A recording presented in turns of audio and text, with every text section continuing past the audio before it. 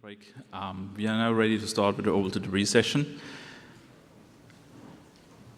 In this session, we have 6 talks to come, covering a wide range of topics. First 2 talks are on the faint optical observed objects, and then we have a talk on instrumentation by the MCAT. And we have a talk on using space-based data for the WISE NASA mission for observation and modeling. We have a talk on in situ detectors, and a quite innovative concept. And finally, we have a talk on attitude modeling. Our first speaker is Kohei Fujimoto, and he is assistant professor at the Utah State University, and his research interests on astrodynamics, association of short optical observations of Earth-orbiting objects, and uncertainty propagation. Let's welcome Kohei.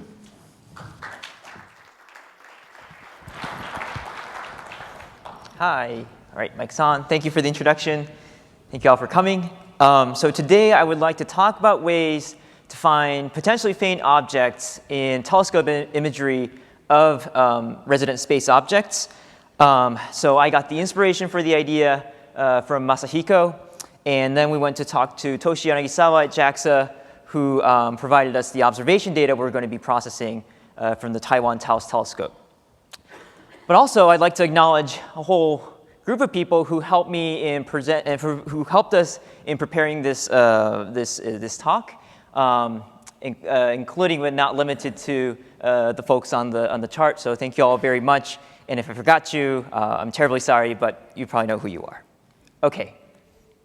So this is where SSA starts, right? So unfortunately, on the screen, it might be hard to see, but this is a series of images taken of an object from a known breakup in GEO. And there are these streaking objects in the background, which are actually stars in this case. And there's a little tiny dot that moves in this red portion of the picture, which is the RSO of concern. So automated and robust methods in finding such objects in our image frame is really going to help us perform even at higher levels of achievement in space situational awareness. And this includes things like, say, conjunction assessment. So new methods in detect, track, identify is not only going to improve SSA, but also it's also going to allow us to track objects with existing sensors, track dimmer objects, smaller objects with our existing sensors, and expand the capabilities of future sensors. So the method I'm going to be talking about in this talk is one called track before detect, and I'm going to abbreviate that to TBD. So in TBD, what we do, instead of the nominal or traditional approach of finding characteristic points within each image and then trying to line them up as kind of like a string of pearls, so to say, in TBD, the algorithm directly processes the intensity information from every single pixel in the entire image. And therefore, the detection is going to be conducted not on a per image basis, but inferred based upon information from multiple images. And then finally, the runtime for such an algorithm is going to be linear in the number of images that you're trying to process. So this linearity is very important for the first benefit, first of 3 benefits I'm going to talk about as far as TBD goes in SSA, and that is that the runtime is more conducive to the type of sensors that we're likely going to be using in the future, including scientific CMOS sensors. And so in those kinds of sensors, you're going to have a lot more objects and a lot more images. So this linear growth is really going to help reduce our computational burden in the detection and tracking of objects. And what's more, TBD methods tend to be very parallelizable, so we gain further computational gains there. Okay. The second benefit is that we get a very rigorous and precise characterization of the state uncertainty of a resident space object using a method like TBD. And this is great because you can carry that very precise information, that very precise PDF you get at the sensor level throughout your workflow in SSA in order for you to gain more reality in your uncertainty at later stages, for instance. And furthermore, with such a very precise characterization of, say, the sort of the kinematics, if you will, of the uncertainty, this will inform development of better physical models then for the observation error. Last but not least, a third benefit of using track before detect is that it has been shown in the literature that it works really well for low SNR images, so very dim images. So in a 2005 paper, they were able to reliably detect close to 100% of the time a signal that is at 6 decibels, so that's below 3 sigma compared to the noise floor. So hopefully I've convinced you now that TBD will greatly enhance the utility of both existing and future SSA optical sensors. Now, TBD has indeed been applied to the realm of space situational awareness. So here is just a very small portion of the work that's been done. One method that has been talked about at this conference in past years is the stacking method by Toshio Nagisawa et al. And here what you do is you make a brute force search over the velocity of the object you're trying to look for, and by stacking the images according to your velocity hypothesis, you're able to pick out very low SNR objects. Now, a more recent approach, and that is more that it takes a more estimation type of approach, is the match filter. And in this case, it uses very limited a priori information, so even just one short arc measurement, and with that you're able to greatly reduce the search space of the object you're looking for and increase the SNR of the detection. So in this talk, the question I want to ask and hopefully answer is, can one conduct sensor-level tracking in SSA with the type of a priori state-free generality you get out of the stacking method, but with the statistical rigor of the more modern estimation approaches? So what we did in this paper is we applied what is called the Bernoulli filter to CCD imagery, again, from the Taos telescope in Taiwan. This method is rooted in what is called finite statistics, which I believe is going to be discussed further in tomorrow's astrodynamics session.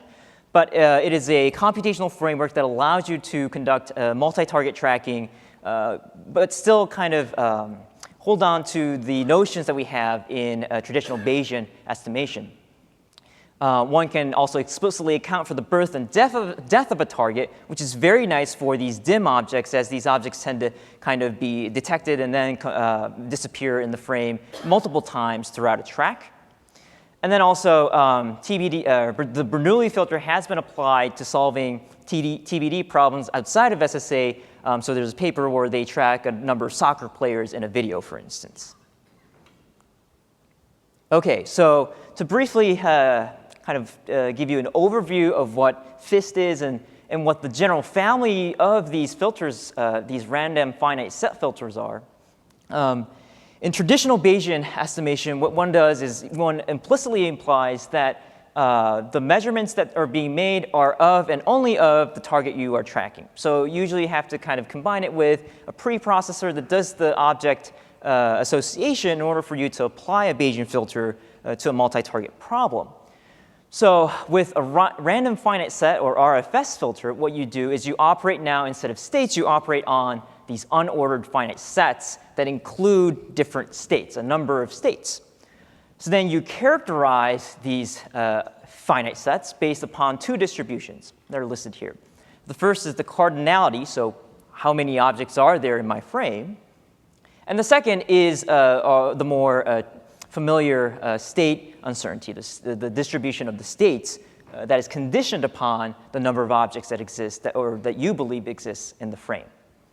And by employing the mathematical framework that is FIST, we are, again, able to retain familiar notions of Bayesian estimation, like the probability density function, moments of the PDF, and so on and so forth, even for random finite sets.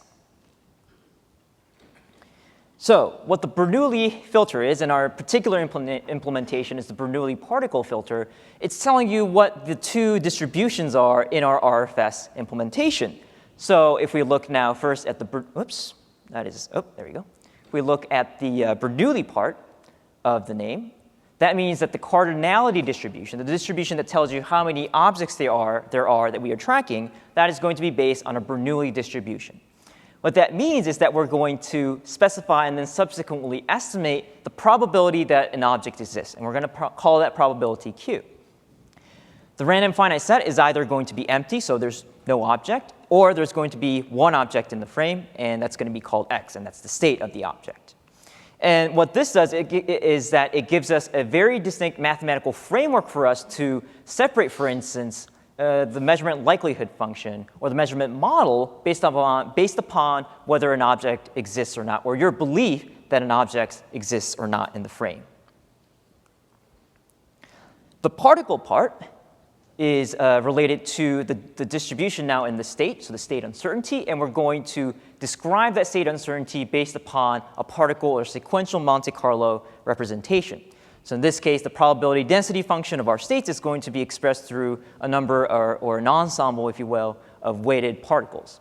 So I'm going to walk you through a very top-level view of how the Bernoulli particle filter works. So first of all, we have our image, and we're going to kind of sprinkle particles that represent the probability density function of where we think the state is going to be. We then propagate these particles first based upon the dynamical model that we have for the system. So let's take a look at this particular particle in the middle of the frame. We're going to propagate it based on the dynamical model. Then we're going to weigh the particle based upon the consistency of your measurement, with respect to where that particle is. So if the observed object were indeed right where that particle is the observation consistent with that? And based on that, you have a mathematical model for the measurement, and you score your particle based on that mathematical model. So in this case, it looks pretty likely that there was something there. We have some sort of signal. So we treat it by adding a bunch of friends to that particle. We do something similar for all the other particles. We move it according to the dynamics, and we then weigh them accordingly based upon the likelihood, the consistency with the observation, and then we rinse and repeat for the next observation. So now I'm going to show you how this works on real data that we took from a telescope, and we tested it on 3 tracks. And if you're here last year, these are the exact same 3 tracks that Masahiko presented in his work. So in each of the tracks, we have one object that goes in, is moving within the frame, and the SNR ranges anywhere between 9 to less than 3. So for the track 3, I mean, even for myself, I can spend minutes staring at it and not be able to find the object. Now, the likelihood function, this mathematical model for the measurement, is really important in ensuring that the filter performs in the way we want it to. And so luckily, we have this information that we're looking at breakup objects in GEO. They're not going to streak in the field of view. So we're going to amend our likelihood function, our mathematical model for the measurement of RSOs, to unweigh particles if the peakness of the signal is too high. So that's probably a cosmic ray if there's a very peaked signal. Or if the signal is very flat, then we say it's likely due to a celestial object.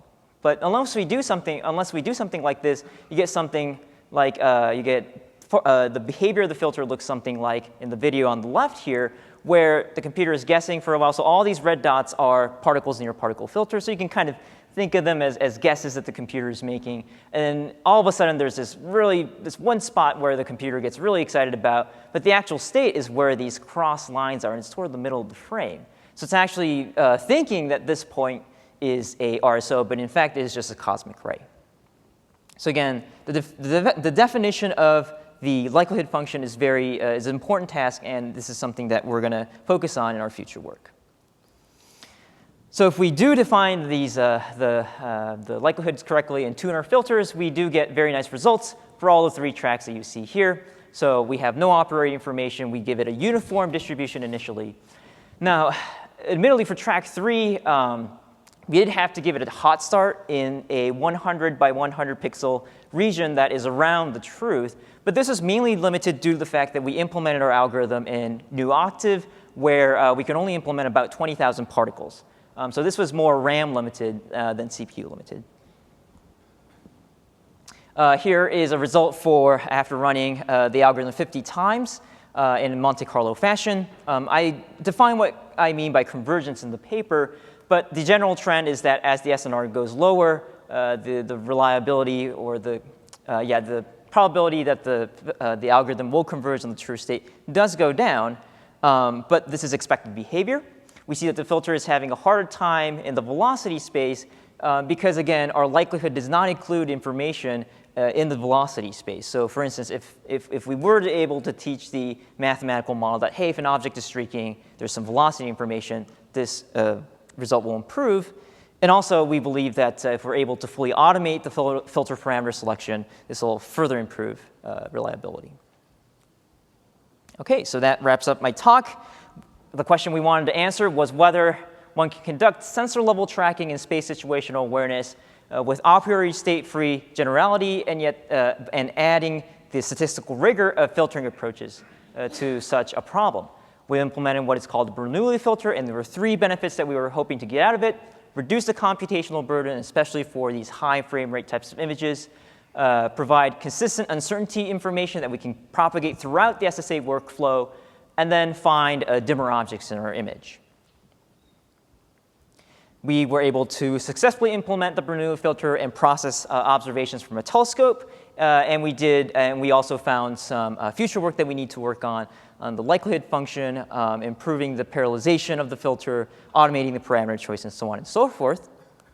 And then at the very end, we want to implement this algorithm on a research SSA telescope we're hoping to construct at Utah State University.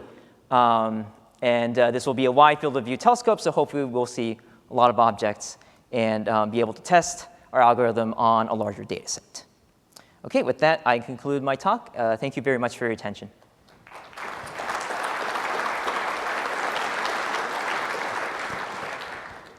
Okay, so we have time for 1 or 2 questions. Yes.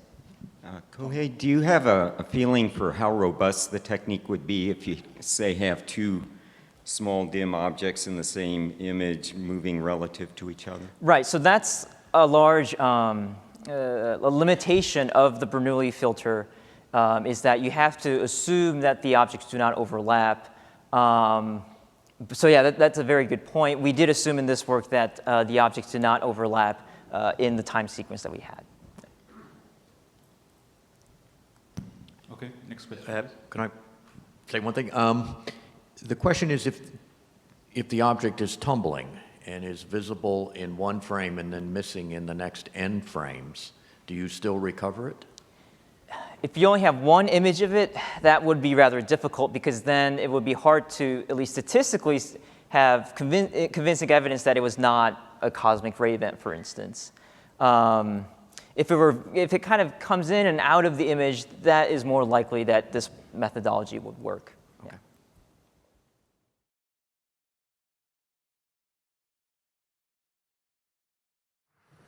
Thank you very much. Good afternoon. So I will go to talk about a similar topic. In this particular case, we are going to look at the streak on a single image. But before I start, let me acknowledge my co-authors, Klaus Schild, which actually did most of the work I'm going to present, and Alessandro Vananti, all from the Institute in Bern. So I'm going to give a short introduction and then say a few words about common streak detection methods and show you then the new approach. So what's going to happen if you expose, let's say, a point source for a longer time, and the point source is moving with respect to your pointing direction? So you will move that point source along a streak. We have been using, for the simulations here, we have been using PSF Gaussians. You could use any other type of PSF. So then you have a pixel array, which gives you the spatial resolution. Then you add these pixels. The streak will look like this. And finally, you add your noise. A background first, sorry, and your noise, all classical. You probably barely see the streak still. This is still a streak with a pretty high signal-to-noise ratio, by the way. This is the frame. This is a real frame here. And it's probably easy to see that streak here still. This is one with a signal-to-noise of, I think, about 2 or 3. We are aiming for even lower signal-to-noise ratios with our algorithm. So there's a series of different algorithms to detect streaks, or let's say the other method would be to take shorter exposures, not have the object trailing on a single exposure, but take many of them, shorter ones. That's actually the technique Koi has been talking about in the talk before. So there's one which you probably know because it has been presented here several times. It's a stacking method. You take short exposures at different epochs, then you move the frames in a way that you stack the object of interest, and you get a better signal to noise here. Of course, you have to try all different directions and velocities. Then you could take another approach here. You detect the object on each single frame here, and then try to find the string of pearl. It has also be called the linear or line, 3D line method. Some other method here is to transform the image in a way, oops, sorry, that was, I have to go back one. Yeah. In a way that you then project along the line here onto this direction here, and then you get a peak. Similar method, you rotate the image until you get a signal here when you read it out along one of the major axes of, let's say, your image or your pixel array. And finally, you could come up with oriented matching filters. The idea is simple. I mean, you get a template. You have to know the orientation and the length of that template. And if you apply that, or if you convolve it with the image, you will get a signal there. We have been starting from this idea here with templates which have arbitrary orientations, arbitrary lengths. Let's say we have a series of lengths here from 3 to 99 pixels. It's up to you what you would choose as the series, a set of angles here. You apply then the template, or you convolve the image with that template, and you will get the convolution signal. And if it's above a certain threshold, you define it as something you have been detecting. This is the one of a series of simulated images with 2 streaks and a few point sources, and I will show you the method always on this same frame here. So the idea is the following, that you start with one length of the template, you apply that template, you have a loop, or you loop over all the angles, and then you get to the next lengths of the template. So you have an inner loop over all the angles and outer loop over the lengths of the template. You store the convolution answers, and then you look for a maximum of these answers. This is nothing else as you store the centers of the accepted templates, and then we also store the summed up results. This is nothing else as a sum of all the templates we have been accepting. So this here, if we just apply that template, convolve it in the manner I was describing here, for the centers of the template, you will get this answer here, and then sum up all of the templates is this answer here, and you see that not very helpful. And this is the case actually with all these type of templates and matched filters. So we'll have to apply a few additional filters. So the problems are the major issues are the following ones. I mean, if you start checking here at this pixel here, you have, for example, this length of the template, and there's a streak here, you will get a high signal in this particular case. Or you start searching along a streak, that's all okay.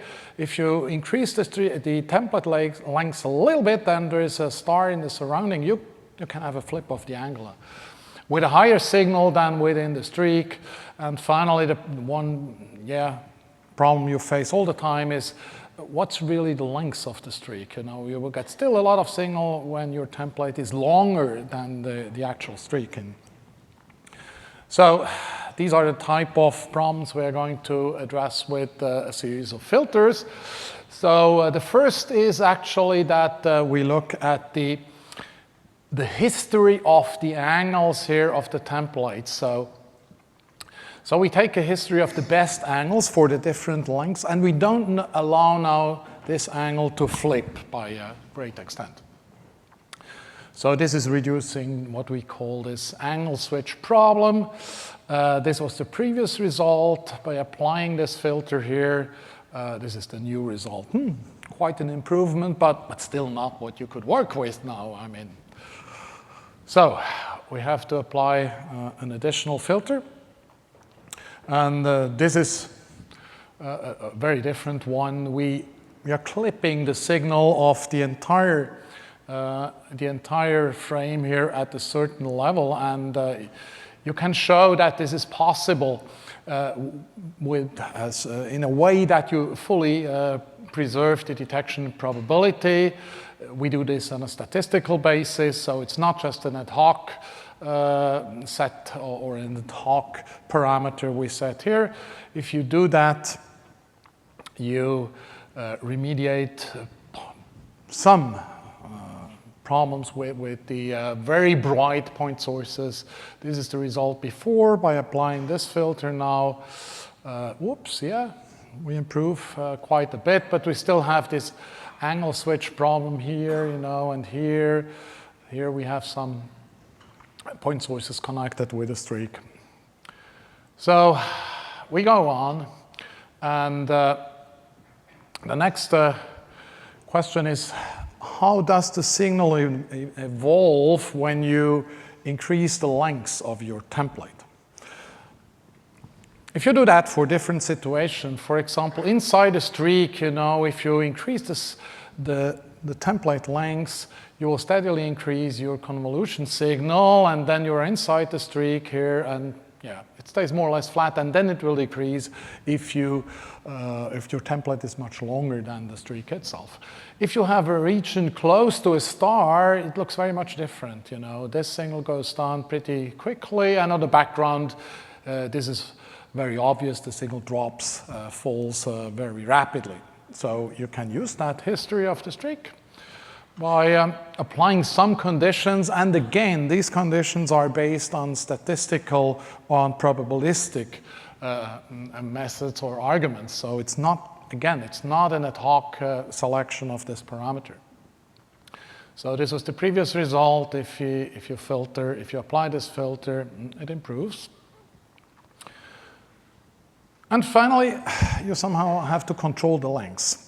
As I said, if your template is growing to sizes larger than the streak itself, you'll still find an increase in the signal or a very high signal. So what we do here is we apply conditions to the convolution signal as a function of the distance from the template center. So this is the template center, this is the signal, and then we apply some conditions here to limit the length of the template. Again, based on probabilistic arguments. You can fully control this parameter here. So again, the previous result, and this is the new result. Still one problem up here. So we still have a streak here connecting this point source with this streak here. So the final filter we apply here is we restrict the angles. So when you increase the length of the template, and you get an answer for each length for the angle for each length of the template, then you restrict the set of angles. You don't allow the angle to flip immediately if you just increase the length a little bit. And this is what we call this parameter, which restricts the angle. It's always based on the result from the previous length. And this really improves this angle flip problem here. This is the previous result, and this is now the final result. So you may, of course, now argue that this is working for this particular case, and it has been tuned, again, as I said, we didn't tune the filter, by looking at the performance directly. We tuned the filter by using probabilistic arguments for the filter parameters here. So, what is the result if we look at the detection probability? And now I give you the result for two cases. As I said, we were interested primarily in very faint streaks. And the streak here on the left-hand side, or the streaks on the left-hand side, have a signal-to-noise ratio of 0.8, on the right-hand side of 0.6. These are different settings of some of the parameters, but the black curve here, have a look at the black curve, gives you the detection probability as a function of the streak length. And what you see immediately that we have a very good detection probability for long streaks, even for signal-to-noise ratios of 0.6. And I can tell you, you will not see a 0.6 streak in many cases visually on a frame. But you also realize that the method is not very efficient for short streak lengths. The message is clearly, this method is optimized for streaks, for faint streaks. You will have to combine this with some different methods to detect the short streaks as well as the point sources. So let's have a look at a few real cases. This is a real image from the Zimmerwald Observatory. So this is already, let's say, after we have been estimating the background. So you have the noise and some streak here in the center here. It's about 30 to 50 pixels long. The signal-to-noise ratio is 1, around 1 in this case. And if you remove the stars, as I said, we detect the point sources with a different technique. And we remove them, you're left more or less with noise and somewhere with this streak. You apply, oops, there are two streaks even in this image, both at the level of about 1, signal-noise ratio of 1. This is another example with a streak which is fainter but longer than the previous ones. So it's a streak with a length of more than 100 pixels. You might see it, I don't know. Again, stars removed, and here is the streak. And some of the stars were not perfectly removed, this double guy here, so some of these point-like sources have been detected as streaks as well. It tells you that the streak detection algorithm is detecting point sources, of course. Any point source which is, let's say, having a signal-to-noise ratio higher than about 5 is detected by the streak detection algorithm here easily. So, in conclusion, we have been developing a new streak, new track before detect, you may call it, or a streak detection algorithm. So the approach is fully probabilistic. So there's a statistical model for all these parameters and thresholds. You have full control on the detection probability as well as on the false alarm rate. I didn't show you the false alarm rate, but it can be fully controlled. In the cases I showed you, we set the false alarm rate to 10 to the minus 3, sorry. And the templates and ranges of angles and lengths could be, optimized for a particular task. If you would like to detect your trailed stars in an image where you exactly know how the stars would move across the image, you would know the lengths and the orientation of the streaks, you could optimize the search volume for your streaks. And with that, I thank you for your attention.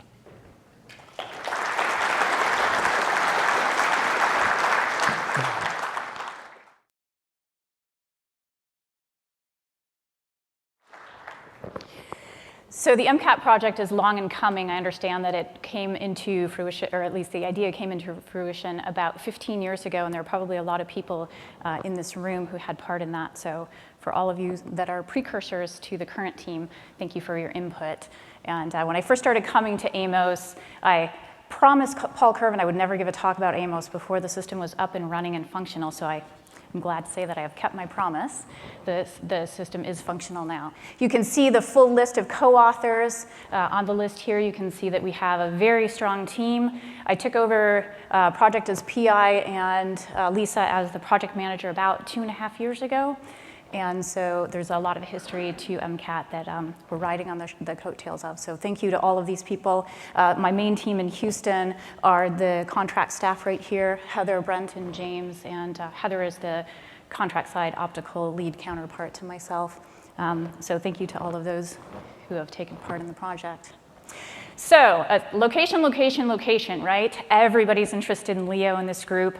And the one really great thing that Ascension Island brings, well, there are other things, but one of the most interesting things that Ascension Island brings to the table is that it's at 8 degrees south latitude, and it falls in sort of this gap that the GEODS network has. And so we'll be able to cover both a latitude and longitude gap. You can see that we have other assets that we've been using around the world as well. Tim mentioned that we're also working on the UCURT telescope. Anybody who has money and is interested in working on UCURT, come see me after the talk and we can get you set up there. These are all optical assets here. We've also worked with Dave Monet and Flagstaff, and then UCURT is our infrared telescope that we've been using. So just a quick look at what the island looks like. If you happen to go to the International Space Station, this is what it's going to look like. How do I go backwards? There we go. This is what it's going to look like here, and then this is your view from the boat. So we're sitting in the lower portion of the island. The prevailing winds are coming from the south-southeast, so that's very good for us because the winds come first over us, and we have a nice smooth laminar flow. There's a very steady, very constant wind from Africa that should be hopefully nice and dry and keep our seeing nice. You can see that we're also located at the Consolidated Instrumentation Facility. So again, the air comes over us first before it goes over any of the other buildings. One of the other things that might be of interest to this audience is that our control room is in the secure Consolidated Instrumentation Facility. So that gives us possibilities for the future in case we need a secure facility for that. Project overview, what is the goal of MCAT? Well, MCAT is designed really to be sort of a geo-survey telescope as well as LEO tracking. So I'm going to show you instrumentation that shows how we have that capability.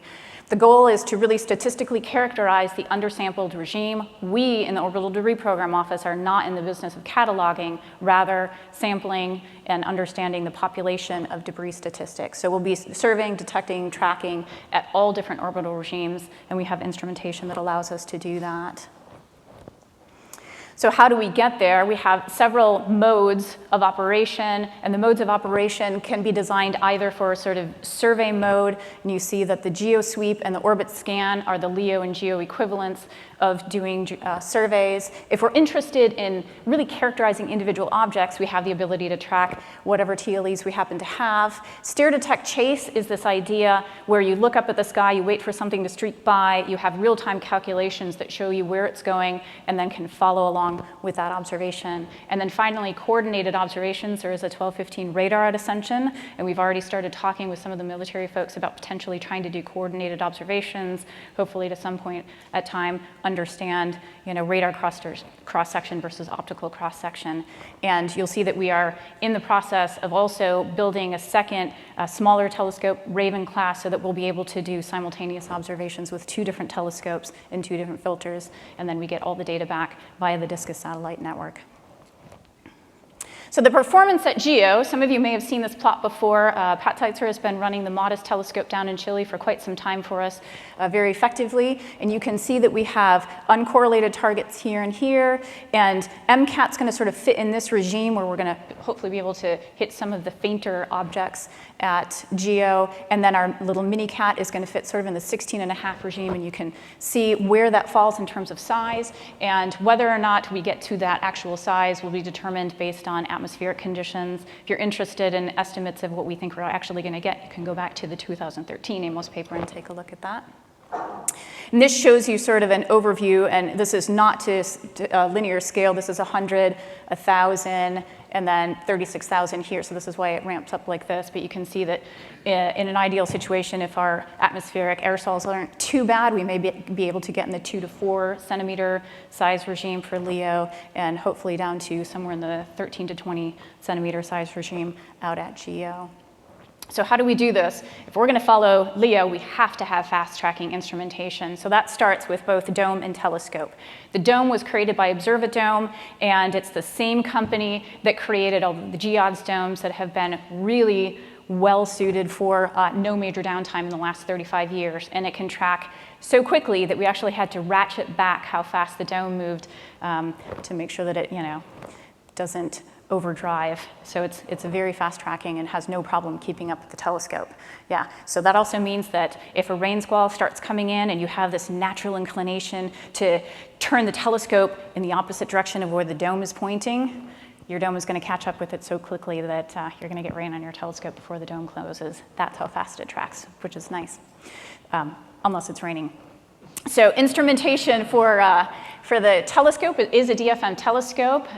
This was made in Longmont, Colorado. It's a 1.3 meter telescope and a fast f4 mount with I'll show you a little bit later what that means in terms of how big our field of view is. And again, this tracks very fast as well, so we can see anything at LEO without a problem. And we have been tracking already. The LEO and GEO, Heather Brent and James were out on Ascension, just got back a week ago, and successfully tracked at all regimes.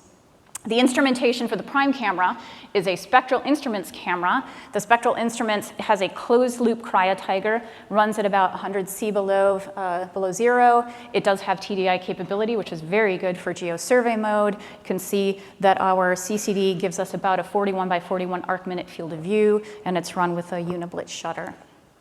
Quantum efficiency is the one that's shown here in red. You can see that it's over 90% quantum efficiency in a large portion of the visible wavelengths. And the different filters, the BVRI, Johnson-Cronk-Cousins, and the SDSS filters, we have a set of all of those. Our filter slide, also made by DFM, can fit all 8 filters in the filter slide. But we are planning to use as prime the Grizz filters, because those are extremely well calibrated, and you can see that they're really nice square wide filters. So that's going to be our prime set of filters. So if you're going to run a telescope called MCAT, the A stands for autonomous, and right now we're not running it autonomously, so it'll be the McT until we get that fully automated. The weather instrumentation is able to look at wind speed, temperature. We're able to look and see whether or not there are clouds and whether or not there is rain. And if all of that works perfectly, then you can trust that the telescope knows when it's supposed to open and close. And we certainly had a lot of situations where we were starting to take observations and then the dome just closed itself, and we went outside and realized, oh yeah, that was a good idea. But it's not perfect at this point, so we're not quite ready to let it go and in fully autonomous mode until we're confident in the weather systems. The instrumentation for the sky monitoring includes an FLI all-sky cam, as well as a infrared camera. The infrared FLIR camera is mounted at the very top of MCAT. It's got the best seat in the house, sitting right above the secondary mirror, and I'll show you an image in a moment of what that looks like. The sky brightness is amazing. So I don't know if you noticed in one of the last slides, but MCAT itself and the Consolidated Instrumentation Facility is right next to the airfield.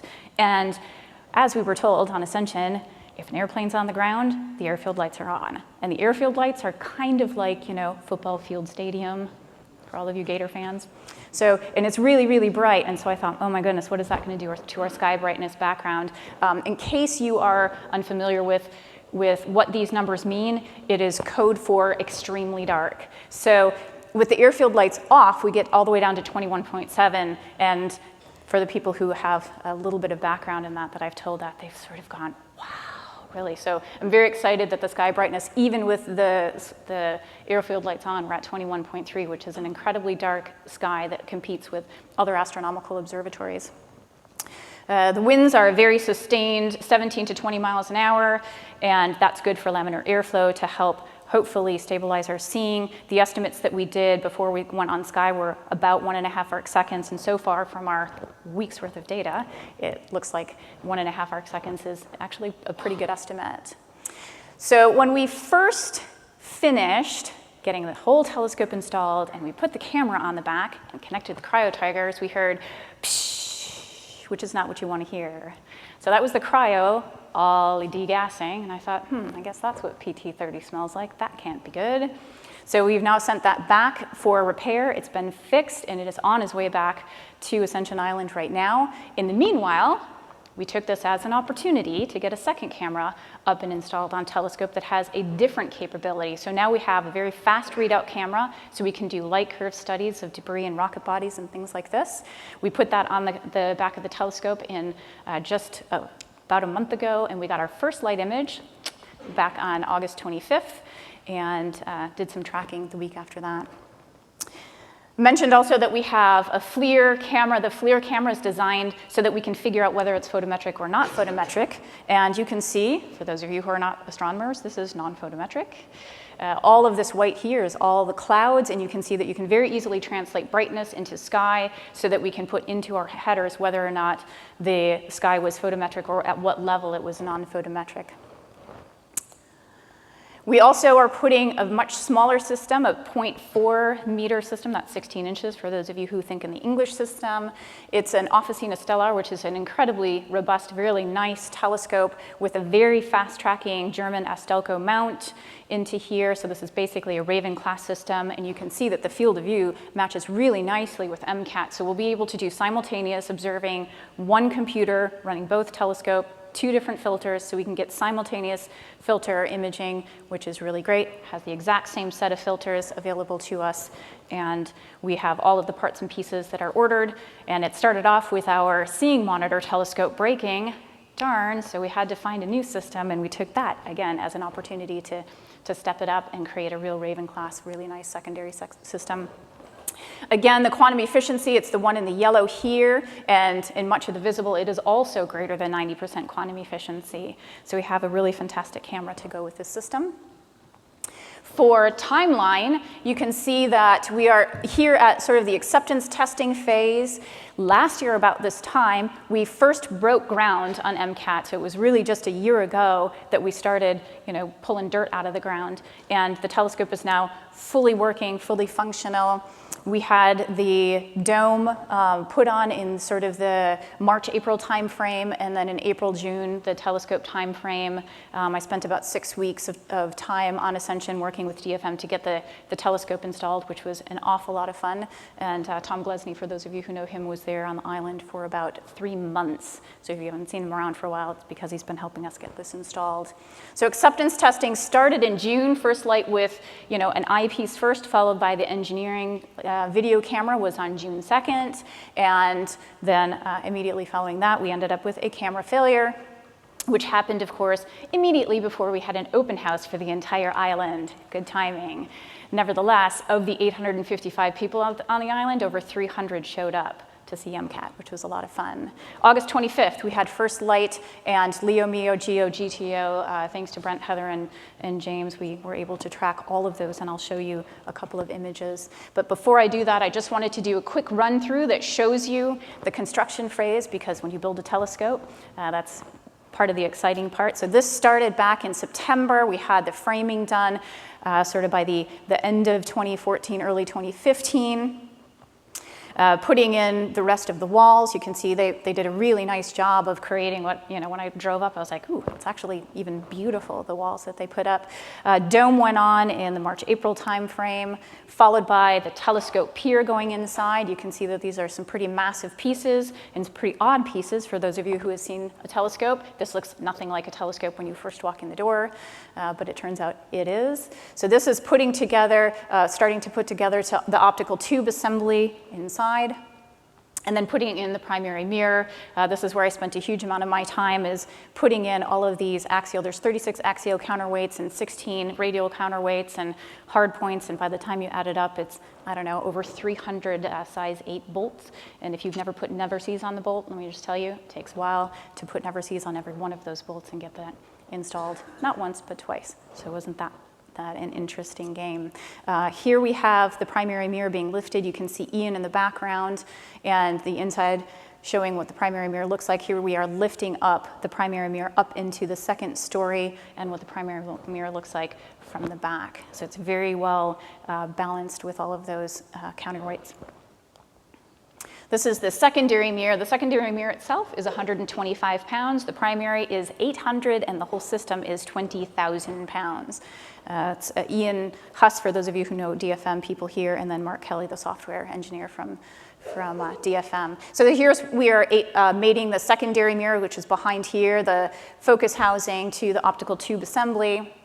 And then this is a completed MCAT looking on the inside.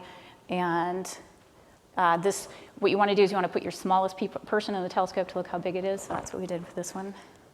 And then a quick view of just MCAT looking out at night at the moon and from the outside of the telescope. And then here's part of our team, James and Heather. Brent was not on island at the time that we took this image.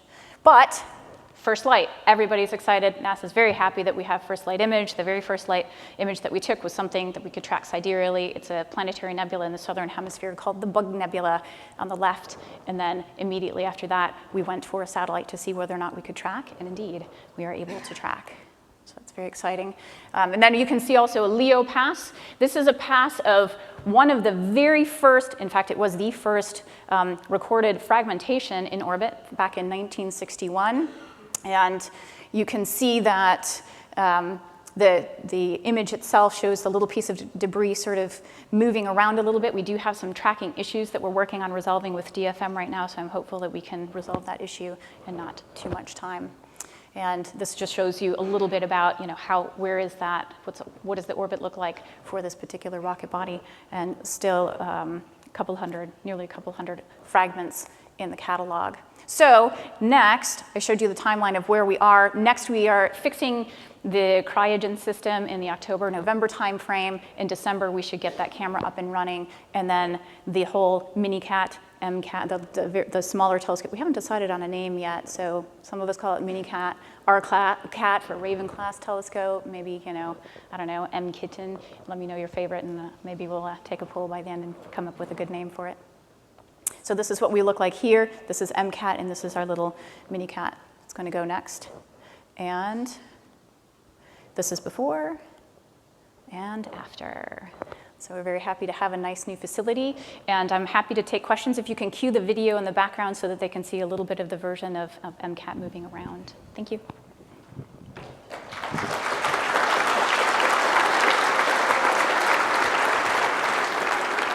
I made Mariba promise he would ask a question. Here I am. Lovely. Okay. So, very exciting, actually. I guess I was wondering, so how open are you folks for business in collaborating, being able to do maybe tipping and queuing using this sensor and bringing in other sensors on board and just trying to develop kind of a more global kind of, survey of the geobelt and those objects? Yeah, absolutely. So this is an AFRL NASA project, and so we understand that there is, a different customer base beyond just NASA itself. And one of the real benefits to this particular telescope is because we have 100% control and access to it. If we have people that are coming to us and saying, hey, we really need observations on something, you have a sensor where nobody else does, can you help us out with this? If they have TLEs or something that we can use to put into the telescope to track whatever it is that we're looking at, it's very easy for us to task the telescope. We sort of send a file up nightly to show the telescope what it is that we want it to do. It thinks about it, it looks at what the weather conditions are like and whether or not it can open and how to prioritize what it should look like, so we can put that into the prioritized list and be a nice collaboration with other sensors. Thank you. So, thank you. Then I would have a question. So Yes. how quickly would you be able to react for changes of your planned schedule during the night? During the night. So because it's an automated telescope, our plan is to have a file sometime during the day, upload it up to MCAT, and then it runs through everything. And so if we were to stop in the middle of the night and put up a new plan, it would require waking somebody up in the middle of the night in order to do that. So it's not that it couldn't be done, it would just be inconvenient. But if there was, say, a breakup that was required, we've all got cell phones. Right, contract team? James is in the back going like this.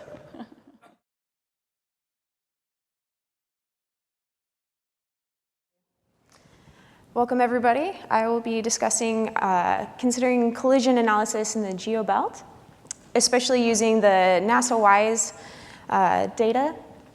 I'm presenting on behalf of our primary investigator, Jeremy Murray-Krzan, and several other collaborators in the Air Force Research Labs, as well as Applied Technology Associates. Oh, and I have control. There we go.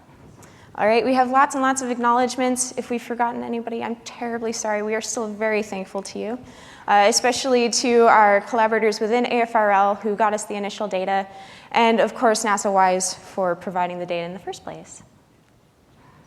So as we're all very aware, there is a significant amount of debris up in GEO that could be causing us a lot of problems, but it's not very well characterized. That's what we've been talking about throughout this whole session, trying to get a good look at this stuff. What we're doing here is we're actually using some of that streak data that we found and getting some actual analysis of the likelihood of it colliding with active satellites that we're really interested in. Because NASA WISE was an IR instrument, it allowed us to get images of much smaller debris than normal and get cross-sectional information about that as well. So we can use that to update collision assessment based on these updated information. So some of you may have seen a slide like this before. This is what the distribution of debris is typically expected to look like. What we are most concerned with is this here on the left, the very small debris that we don't have cataloged and is very difficult to image. This distribution is an approximation of what it looks like specifically over here. We're not concerned with the larger stuff. And what we are most interested in is the reduction of the sensitivity due to the instrument. This was based on a probabilistic analysis of the data so that we could get a good idea of what NASA WISE was actually able to see and use that to extrapolate outward. So what we have done is from this function, we have summed under the curve to get us a good estimation of how many individual debris pieces within certain size regimes are up there in GEO. So that estimation is fairly large. You'll notice here, even at the smallest number, about 1,000 for the 10 centimeter and larger debris, that is still larger than the number of catalog debris objects that we have currently in spacetrack.org. And then if we consider the possible maximum, it's even higher. And then let's not even consider the extremely small stuff where we could have upwards of 150,000 objects. Now, you'll also notice that these have fairly large ranges. This is because of the nature of the NASA WISE mission. It was a sun-sync LEO, so there will be multiple observations of the individual debris objects. That does introduce a degree of uncertainty in our numbers. Now, from this range estimation, we are then able to continue on and do some conjunction analysis to see when these objects would collide with active satellites. So what we've done is we've generated a series of debris TLEs from the NASA WISE data. What we've used is, first of all, the NASA WISE orbital derivation that our AFRL partners used assumed a circular orbit. Now, we all know that's not going to be exactly truth, but we'll use it here because that's what the assumption was. So that makes our eccentricity equal to 0. And if any of you are astrodynamics folks, you will also know that that makes our argument of perigee and mean anomaly undefined. TLEs don't really like that, so we've substituted in 0 instead. Some of the other undefined orbital elements that were not available in the NASA WISE data were the first and second time derivatives of the mean motion and the B-star drag term. So for these, we went to that approximate 800 debris objects up in GEO and sampled them. And as you'll see over here, this is an example. We've fit a curve and determined a fairly standard value just to substitute in. So that way we can focus on what the NASA WISE data is telling us as opposed to making some sort of assumption about the distribution. Now that works fine for the debris objects that we actually have observations for, but we estimated for a large number of objects that we don't have observations for. So in order to consider those against the active satellites, we needed to generate a bunch of simulated debris objects. Now, these here are the altitude, the inclination, and the right ascension of the ascending node for all of the NASA-WISE objects that we considered. We then fit curves to those and use those as the population for a random sampling that we then placed into TLEs. And so we were able to use those in our conjunction analysis tool. Some of you may be familiar with the Continuous Anomalous Orbital Situation Discriminator, better known as CHAOS-D. It does a numerical computation of conjunctions. So it ingests all of our TLEs and gives us a nice output of conjunctions based on a specified threshold distance, which we can vary. This gives us a direct evaluation of conjunctions between our debris objects and the satellites that we're interested in. What you'll most be interested in here is the interval definition. We'll be calling that the threshold radius in later slides. That is the area that we consider a conjunction to be within. So we did a whole series of evaluations. This is for a duration of only 1 day. We also did some analysis up to 5 days that didn't really give us a lot of extra information. But what did help was increasing the maximum conjunction distance. I know that's very small, so you probably can't even read that, but that does go up to 10 to the third in kilometers. And each of the dots is a separate run of the CHAOS-D object. And what this tells us, this is on a log-log scale. You'll notice that it's a nice, fairly straight line. So fitting a secondary order polynomial, we only ended up with a quadratic term. The estimate is here with the number of conjunctions in 1 day with debris per square kilometer. So what this tells us is that there is a very, very defined quadratic relation that relates the area of the conjunctions to the number of conjunctions. Now, some of you will be saying 10 to the third kilometers, that's a lot. We don't really care if the conjunction is that far away. That's not going to collide. The problem is if we were to consider something much smaller, something more realistic, we wouldn't have any countable conjunctions. So we've scaled it up, and as you can see, it does scale very nicely down to very small distances, which we will be able to use to extrapolate based on the actual cross-section of the satellites. So what we get out of CHAOS-D is the number of conjunctions per time, which, as you saw on the last slide, we usually used 1 day, for a specified conjunction distance, which, based on some fairly simple geometry, we can then convert to the rate of conjunctions per day per square meter, and then all the way over to what we're actually interested in, taking from this large area to the actual cross-sectional area of the geo objects, we can get the total annual collision probability in the geobelt. So you'll see here on the left the debris objects. These are the estimates from our function way back at the beginning of my slides. These are the conjunctions per day for a fairly standard radius of 10 kilometers, just to give you a ballpark number to see where we're coming from. The rate of conjunctions, and then most interestingly, the annual collisional probability. And you'll see that those are not insignificant numbers.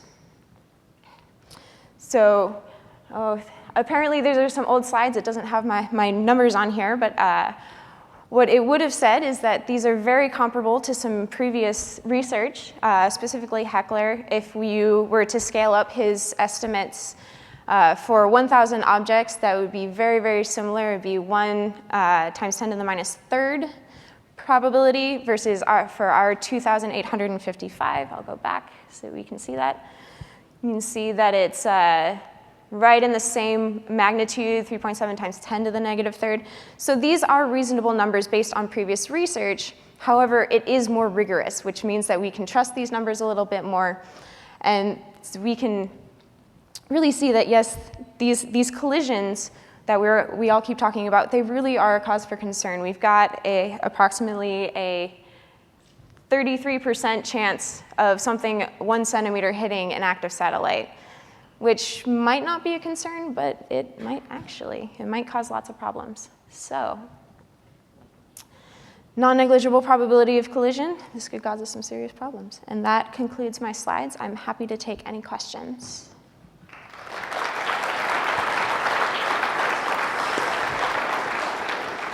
Yes, have you looked at the distribution of velocities at the conjunction close pass? We did not.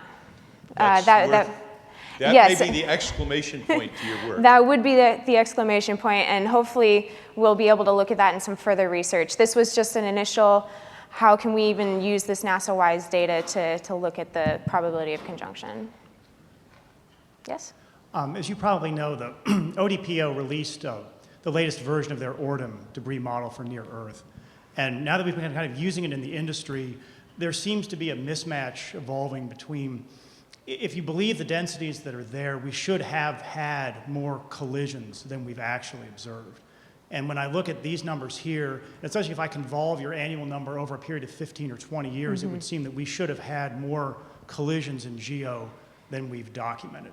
So are you... I think you're hitting on the key point with the word documented. The real issue is getting the information from the satellite operators that, yes, we did have a collision. Or possibly in the case of the 1 centimeter, maybe they didn't even notice. That's correct, but I'd still think with those numbers, we should have had at least one catastrophic collision. I'm not saying that in and of itself indicts it, but the same problem that many of us are wrestling with the latest update of the ORDM model, I think would also be here. And that, do we think that there needs to be some sort of mapping between these projections of debris, which are based on power law models, obviously, augmented and verified with your own observations, and what we expect to be the final result of that, which doesn't always seem to be fully aligned. And that is the joy of doing statistical analysis. Yep, you get paid whether you're right or not.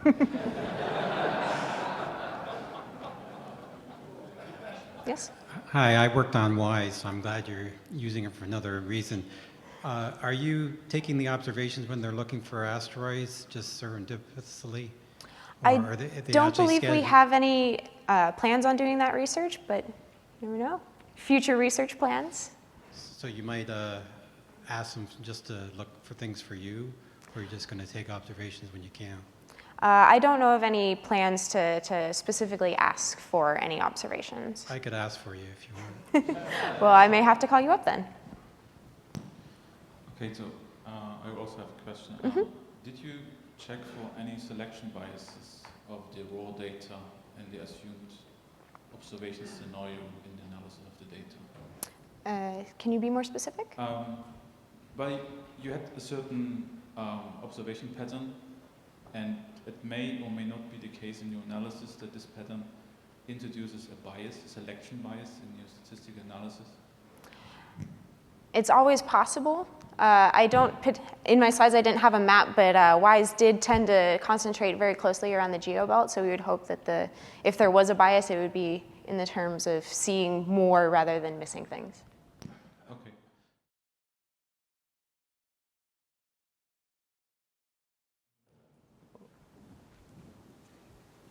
Sorry? Okay. Here we go. I would like to present you an in situ impact detection system that was developed at the German Aerospace Center at LR Bremen. And this detection system shall provide data regarding small objects which are not detectable from or by using ground-based systems. The agenda is the space debris population and also the existing data gap.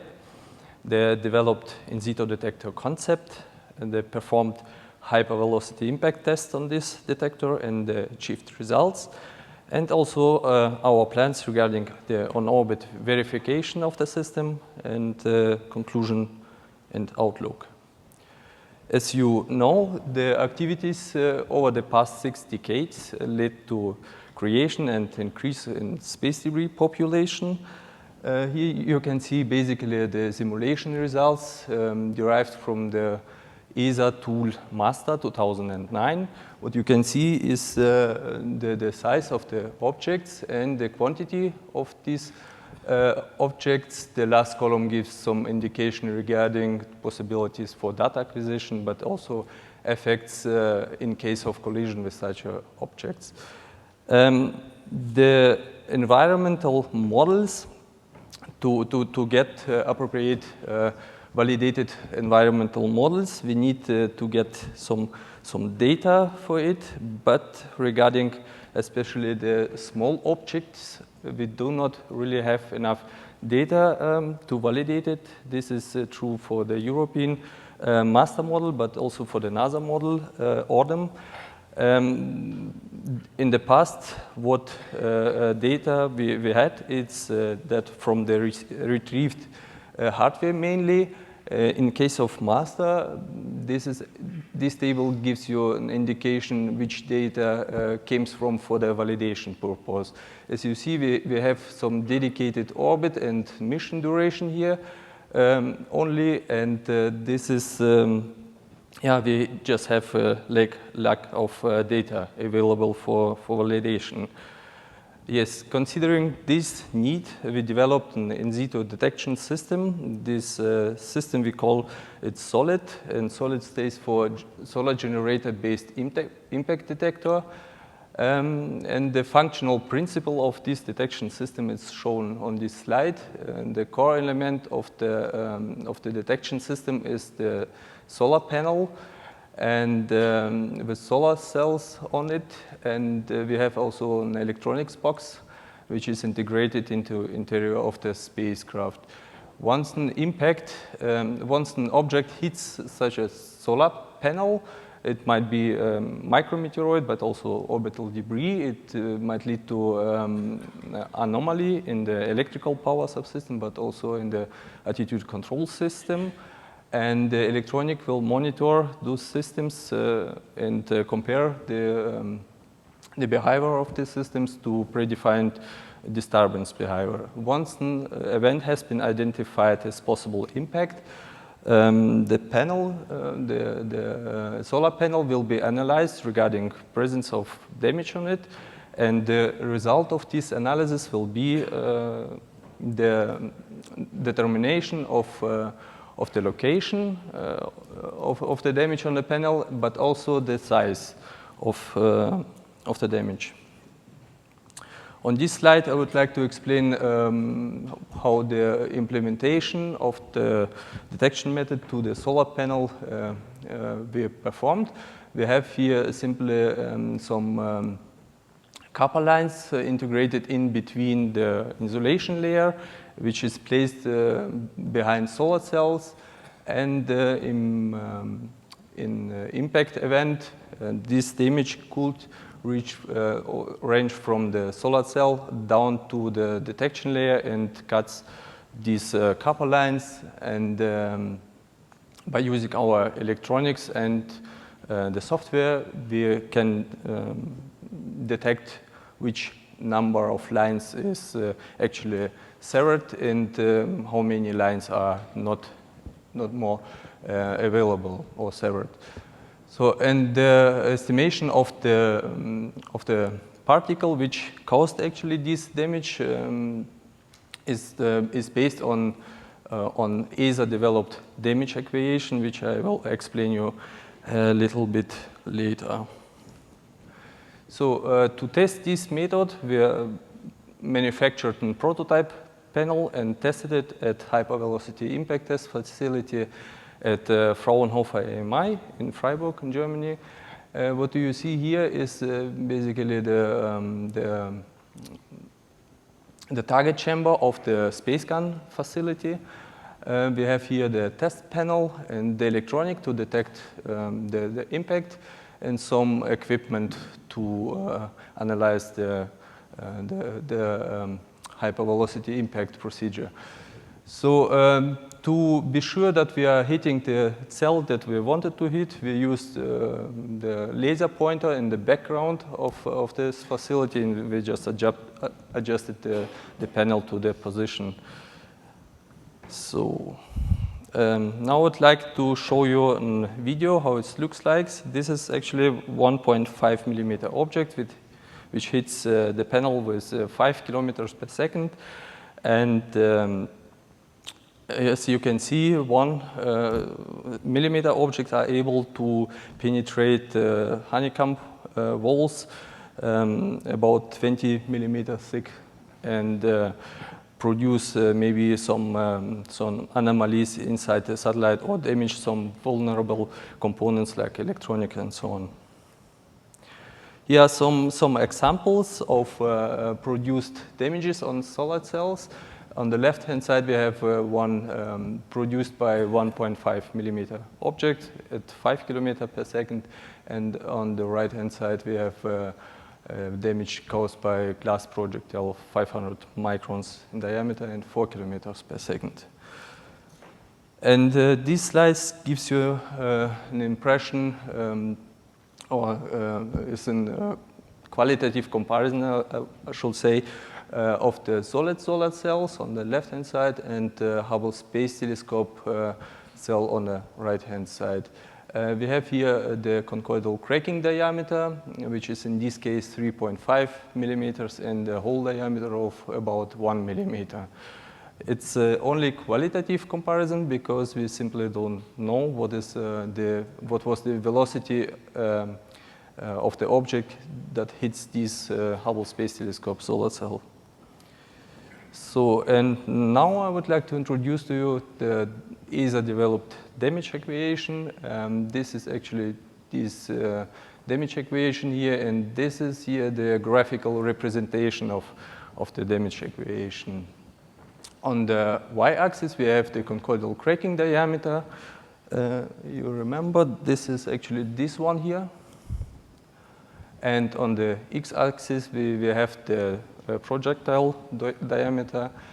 And this damage curve here approximate for small diameters to this F1 curve. F1 function is shown here. And for large diameters of the projectile, these damage curves have an asymptotic behavior to F2 curve. And this is actually here this equation. And this part in between these two extrema was developed in such a way that it fits best to the available data. So once we have conchoidal cracking diameter information, we just can simply apply it to such a graphical representation of the damage equation, and then just estimate the particle diameter that caused the damage on the solar panel. So by the way, you can see here also the achieved results of our hypervelocity impact testings. This is actually 500 microns with 4 kilometers per second, 1.5 millimeter and 2 millimeter objects. And we have quite well fit to the damage equation developed by ESA. So the next step will be the on-orbit verification on the Technosat mission next year. Here we are working together with the Technical University Berlin. This is the developed spacecraft, Technosat spacecraft. Technical University Berlin developed it and also manufactured it. And we are,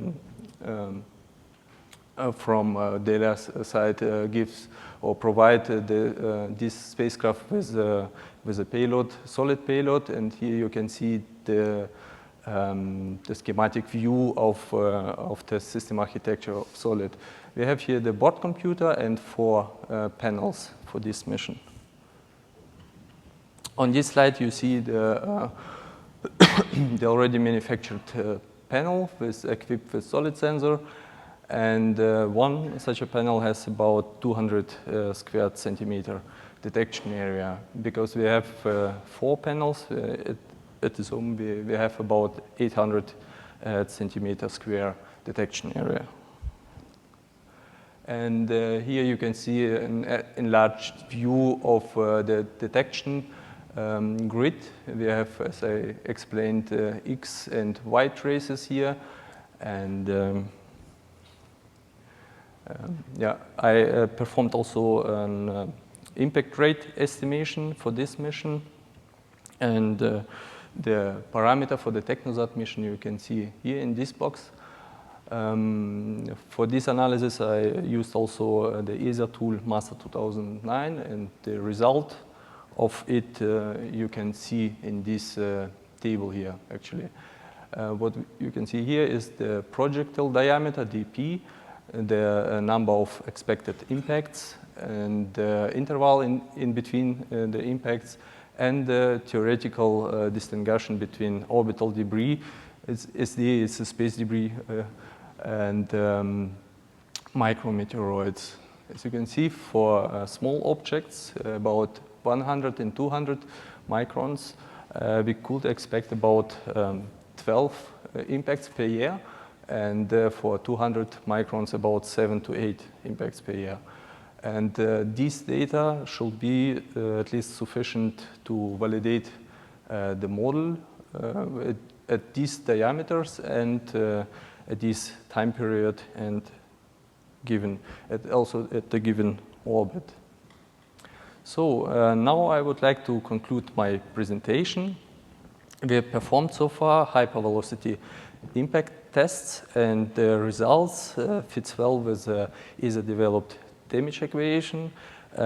This detection method should be able to provide real-time data about objects 70 microns up to centimeter size. Centimeter size, it's probably not realistic because the probability of impact is pretty low, but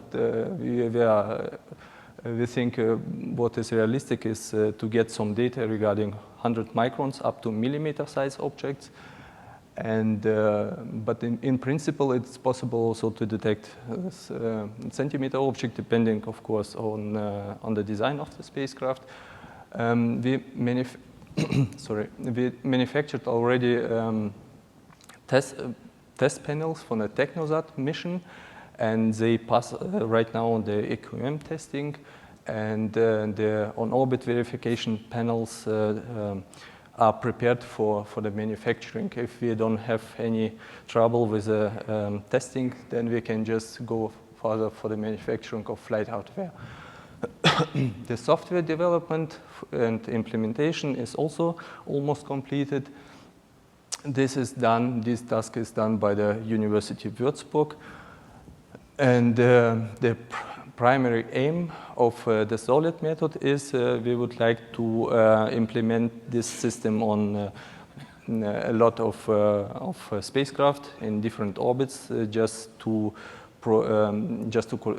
collect a lot of data which can be provided to the community which develops software models and can validate with these data their models, and then we are able to design our spacecraft more properly or more detailed. So that's all from my side. Thank you very much for your attention.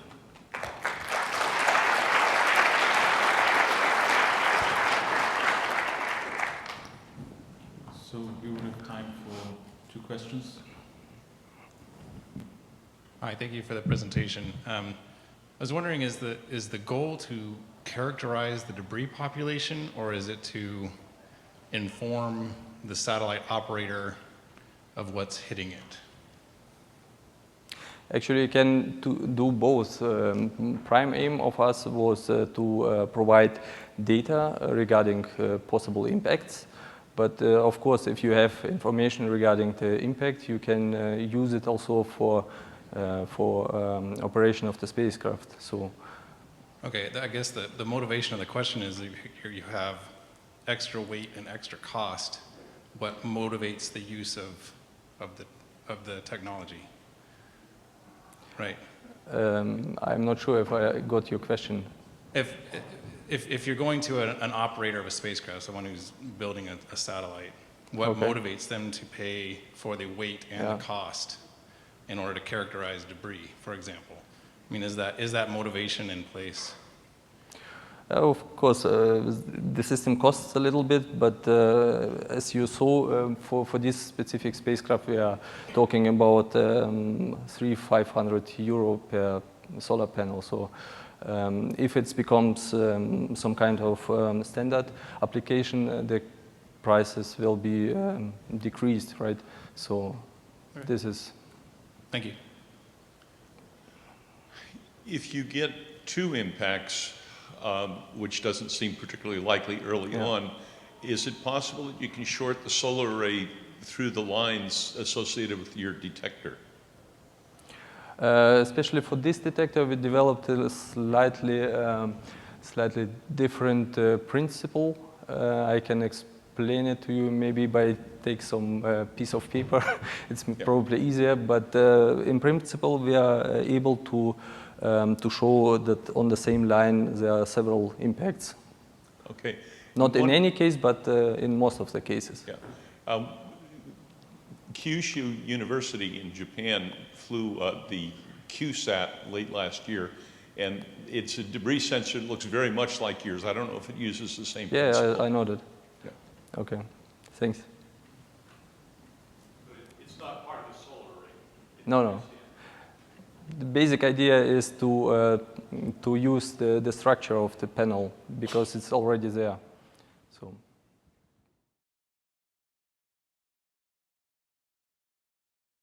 Well, good afternoon, everybody.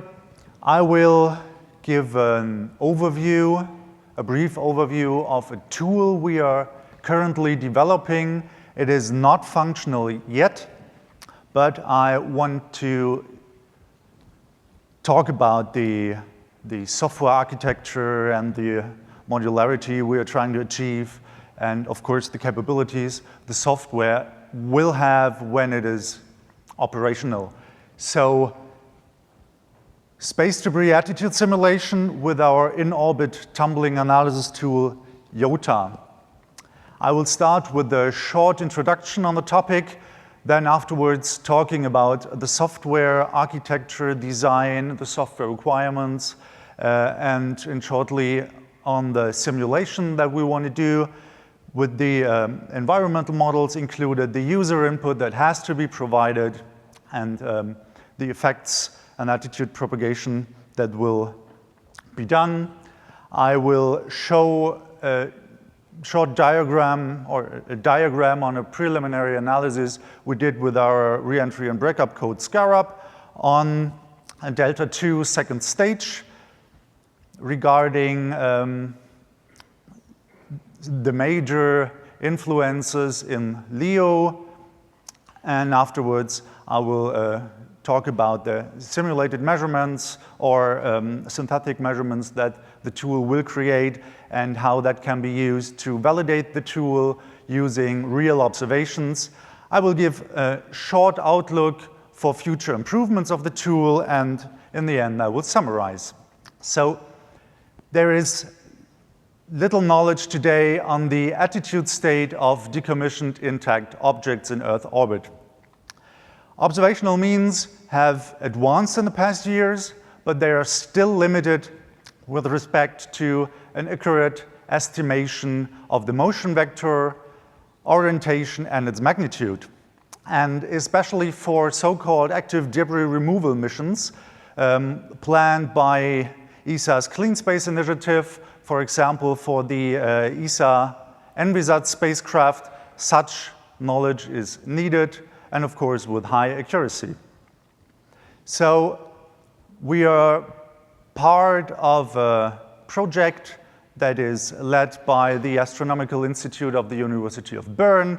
The project is called Debris Attitude Motion Measurements and Modeling. It's an ESA project, and together with the partners of the Space Research Institute of the Austrian Academy of Science, the Fraunhofer Institute for High Frequency Physics and Radar Techniques, we at Hyperschall Technology Göttingen are working on the development of the simulator.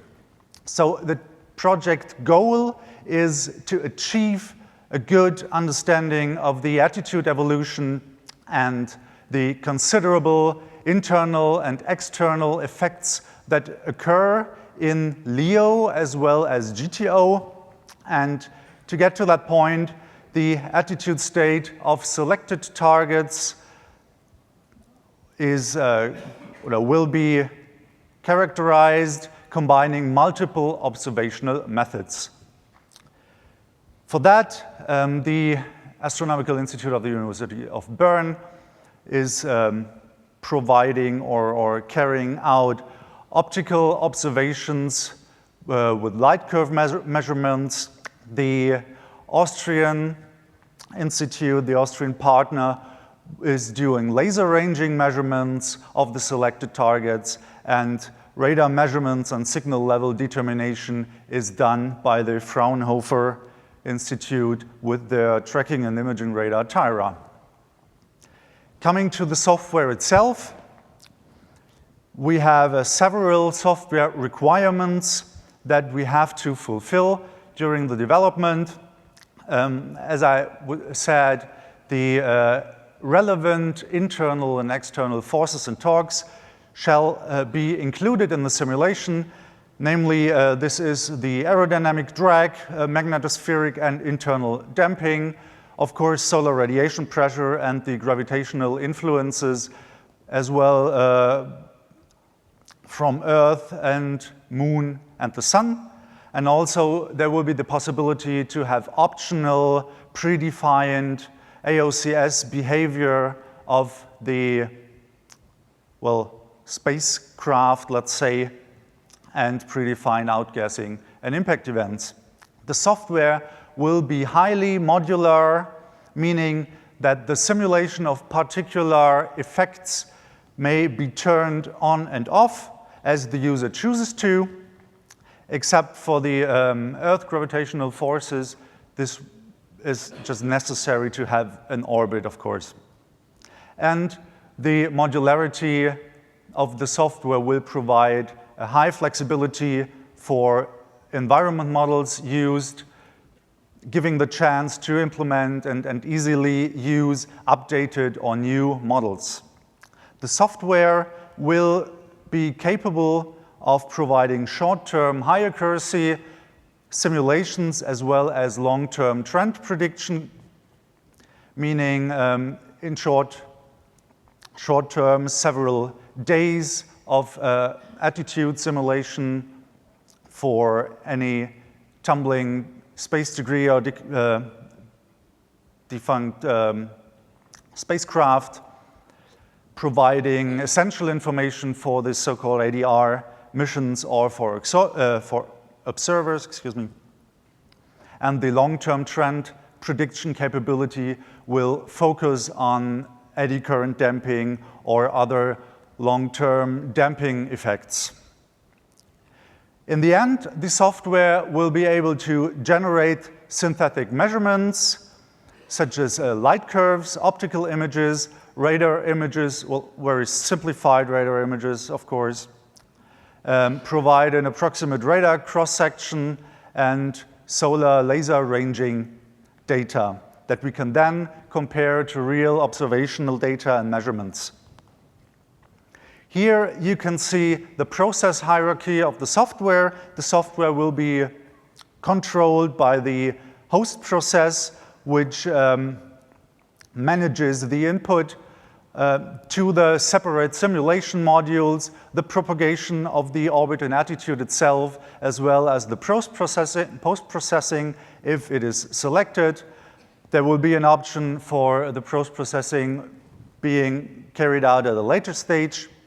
And we will have the option, if the hardware supports this, to run several simulation modules in parallel to optimize our simulation process. And there will be a graphical user interface-driven visualization tool, which provides the user the possibility or the chance to view the simulation results as well as the measurements that were created. Here you see the decomposition of the software. Everything that is colored in blue is the input for the simulation. The simulation models are those yellow boxes here. Down here we have the output of the simulation, which goes in the history database and the propagation module, and then the result of the propagation is again passed to the input allocation module, which provides that results for the next simulation step. The green boxes down here is everything that has to do with post-processing, creating of the simulated measurements, and of course, the visualization at the end. Okay, so let's just name all the modules that will exist. We have, as I said, the IOTA host process. We have an input allocation module, which job it is to provide the input to the separate simulation modules. We have an orbit and attitude state propagation module, which takes the simulated forces and torques and combines it to propagate the attitude state of the space debris. And we have a lot of simulation modules. Let's here start with the environmental forces and torques, which namely, as said earlier, aerodynamic forces and torques. We have eddy current damping. We have the gravitational acceleration and torques caused from the geoid. And we have the impact of micrometeoroids or space debris. We have solar radiation pressure, of course, and third body accelerations caused by sun and the moon. Then we have spacecraft-related simulation modules for internal forces and torques. We have 3 modules related to the AOCS system so that we are able to simulate malfunctioning or failure or misbehavior of those systems, naming magnetic torque activation, reaction wheel behavior, so spinning up, spinning down, and thruster firing. We also have a simulation module for moving parts. In the initial IOTA release, these will only have the tank sloshing implemented, and we have a module on outgassing and leakage events to cover that. In addition, we have a lot of utility modules on simulation option management, date and time conversions, of course, coordinate transformations, spacecraft geometry handling, I will come to that in a second, and of course, third body position determination for the third body influences. We have, as mentioned before, post-processing modules which will simulate synthetic measurements and observations. We have a history module that saves and stores the relevant output the user will be able to choose at the beginning of the simulation. We have 1 module for light curve generation, 1 for optical image generation. We will have a radar module for the radar image generation and the approximate radar cross-section determination. And we will also have a module for satellite laser ranging measurement simulation. And as mentioned before, one visualization module which will be fully independent from the simulation itself, which will be kind of a separate viewer to look at the results from the simulation and to browse the simulated measurements. Now I'm going to talk about the environment models that we have implemented so far. We have the Earth atmosphere model, the latest NRL-EMSIS, implemented for the gravitational field of the Earth. We have the EGM-96 and EGM-2008 implemented up to order and degree 100, which is an overkill, of course, I know, but we will tune that in the later stage. It's just an initial number to provide high accuracy if the user chooses to. For the eddy current damping modeling, we are using the latest world magnetic model, which is for the time frame of 2015 to 2020. We have a solar radiation pressure model, which basically is the solar constant at 1 AU. And for the third body influence model, we are using the open, available, free C++ library libnova, which is an astrometry and astronomy library. And as said before, the modularity of the software ensures a good implementation of new or updated environment models. For the user input that we need for the simulation, we will need a spacecraft surface geometry model, which is panel-based. I will show a picture later on that. We will need the mass of the spacecraft and initial center of gravity position, as well as the moments of inertia. And of course, we will need an initial spacecraft attitude, orbit, and epoch. As said before, optional will be spacecraft-related simulations on the AOCS behavior, the tank sloshing, outgassing, and impact event definition, as well as the definition for damping coefficients, especially for the eddy current damping. So during the simulation, we will simulate all those effects as chosen by the user, and then running a Runge-Kutta integrator with variable step size for the attitude and orbit propagation, and this will run over and over again as long as the user chooses to simulate the attitude and the orbit. Here you can see an example of a surface model from a Delta II second stage. Actually, this is not only a surface model, this is in our spacecraft atmospheric reentry and aerothermal breakup tool we use for reentry simulations, generated model. But just to give an example what a panel-based model looks like. We did, with our reentry tool, a preliminary analysis to have a kind of feeling about the impact of the major effects that occur in LEO. Red is the gravitation, green is aerodynamic, and blue is caused by the solar radiation pressure. Here at the x-axis, we have the altitude ranging from 200 to 650 kilometers. On the y-axis, we have a logarithmic scale of the angular acceleration caused by the separate effects. And as you can see, gravitation is dominant above about 250 kilometers altitude. The aerodynamic influence gets lower with the thinner atmosphere, of course, and in relation to that, the solar radiation pressure has relatively low influence. And here you can see when it drops to zero when the Delta II crosses the Earth shadow. So what we will do with the generated simulated measurements is we will have a pipeline, especially for eddy current damping coefficient determination, because this is part of the most difficult simulation part.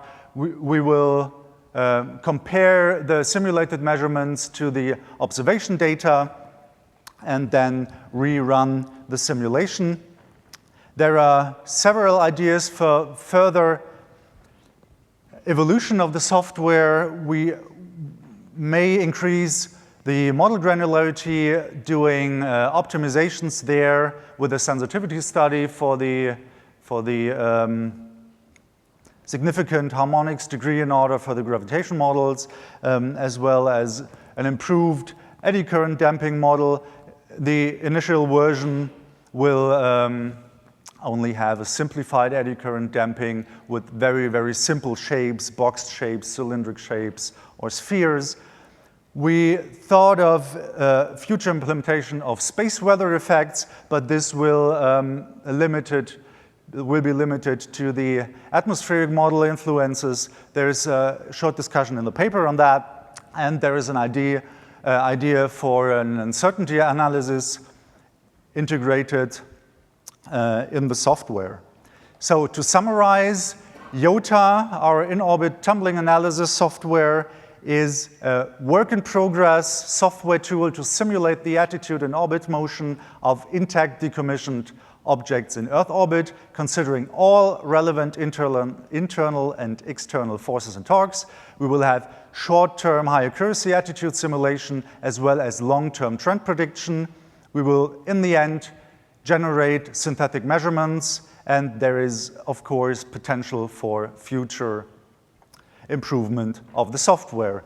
The software is part of the debris attitude motion and measurements, debris attitude motion measurements and modeling project, which is funded by ESA. Thank you very much.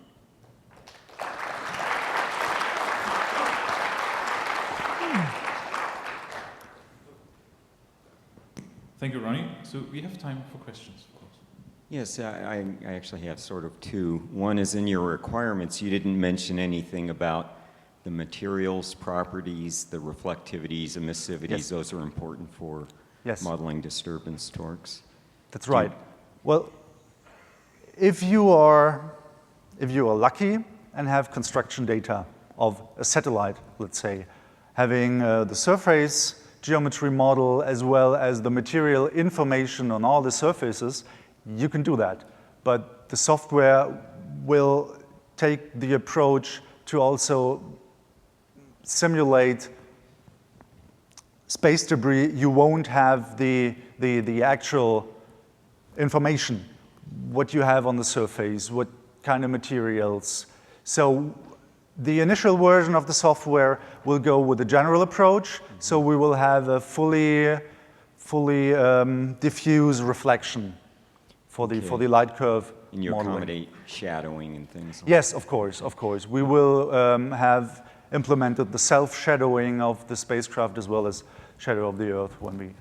Okay, and then the second one, you did mention the mass properties, which of course are important for the dynamic modeling, but in many cases you have components on a satellite or a piece of debris which are moving into, they're connected, but they're moving differently. And, you know, for example, you know, you might have a solar array that's still able to flop around. So you have to bookkeep the inertias separately in the system for the dynamic modeling. Will your software be able to accommodate Well, that for the initial release of the software, our model is static. So the only moving part, as I mentioned, will be the tank sloshing, which we simulate. So the user will define the tank position, the volume of the tank, the content of the tank, so the pressure and then the... Okay, look forward to seeing results from that. Thank you. Dave Wellams from ATA.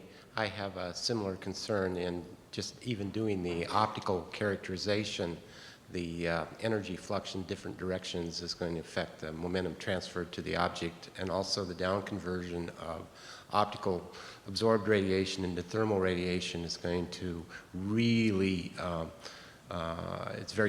almost need a thermal model on top of an optical model, and then just to figure out the effect of the SRP on the torque and the SRP on the displacement.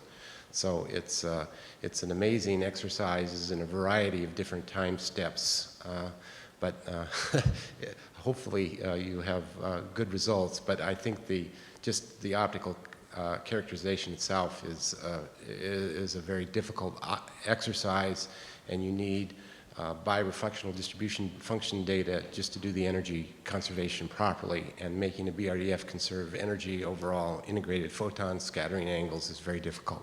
Yeah. So good luck. Thank you. Thank you. Yeah, to shortly comment on that. We don't, there is no implementation of any thermal simulation to the model. Since we are only working with the surface geometry, and without any information on the actual composition of the spacecraft inside, we can't do any thermal modeling there.